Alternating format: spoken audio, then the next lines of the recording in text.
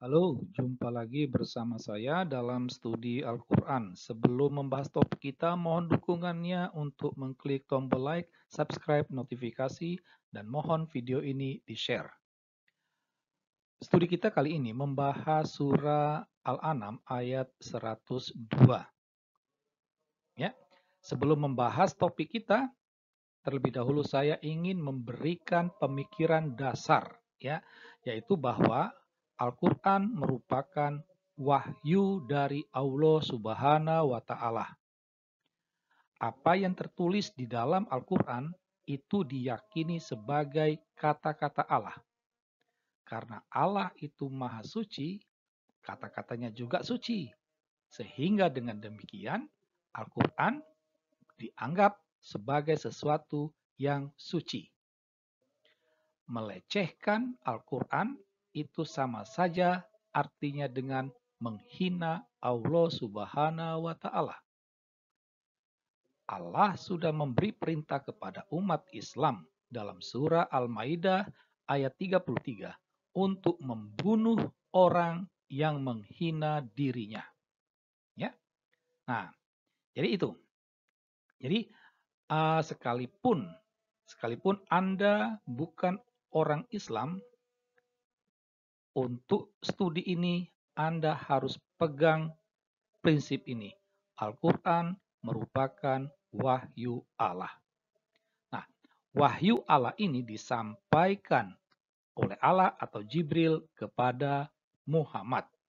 Ya, jadi dalam konteks ini Muhammad itu adalah penerima wahyu atau sebagai lawan bicara Allah atau Jibril. Ya. Nah, sekarang kita akan lihat ayat 122 surah ke-6. Tertulis, itulah Allah Tuhanmu. Tidak ada Tuhan selain Dia, pencipta segala sesuatu. Maka sembahlah Dia. Dialah pemelihara segala sesuatu. Nah, yang menarik dari ayat ini adalah keberadaan kata Dia. Ada 3 kata ganti dia, ya. Nah, kata dia ini itu ditafsirkan sebagai Allah, ya, sebagai Allah. Akan tetapi kalau kita memperhatikan konteksnya, konteks Al-Quran, bahwa ayat ini disampaikan oleh Allah kepada Muhammad, maka Allah yang dimaksud itu bukanlah Allah yang berbicara, tetapi Allah yang lain. Misalnya kalau saya adalah Allah, Anda adalah Muhammad, lalu saya katakan sembahlah Dia. Apakah Dia itu adalah saya? Tentu bukan, ya kan? Dia itu adalah sosok lain selain saya. Sehingga di sini dapat dikatakan bahwa Allah ada 2. Ya, Allah itu ada 2. Allah yang berbicara dan Allah yang disembah. Itu, ya. Itu logikanya ya. Jadi paham ya?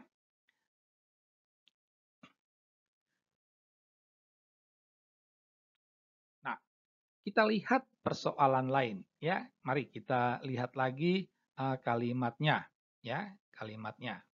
Jadi jika seandainya kalimat ini diucapkan oleh Jibril ya kepada Muhammad, ya, maka haruslah dikatakan bahwa ayat ini murni kata-kata Jibril, bukan kata-kata Allah. Memang seharusnya tugas Jibril hanya menyampaikan wahyu Allah. Jadi Allah sudah berkata, ada kalimatnya, baru Jibril hanya menyampaikan kepada Muhammad.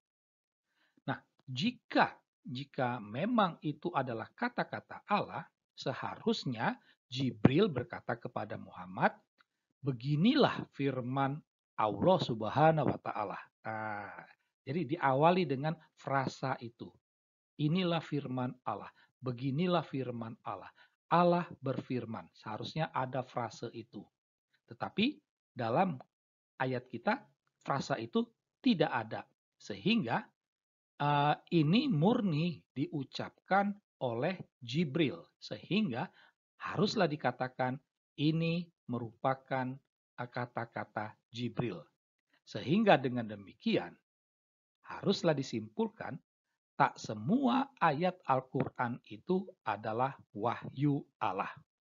Ya. Nah, kalau kita pikir-pikir ya dengan nalar akal sehat tentunya, bukan tidak mustahil bahwa kalimat di atas itu diucapkan oleh Muhammad kepada para pengikutnya. Ya. Jadi bisa dikatakan ini murni kata-kata Muhammad, ya, kata-kata Muhammad kepada pengikutnya, tetapi dikatakan oleh Muhammad ini adalah wahyu Allah. Nah, gitu. Ya. Ini adalah wahyu Allah. Artinya Muhammad mengarang sebuah kalimat lalu dia katakan ini wahyu Allah. Kebetulan waktu itu kan pengikutnya umumnya kan orang-orang bodoh, sehingga percaya saja begitu. Nah, jika ini memang benar, maka haruslah dikatakan Muhammad bukanlah penerima wahyu Allah.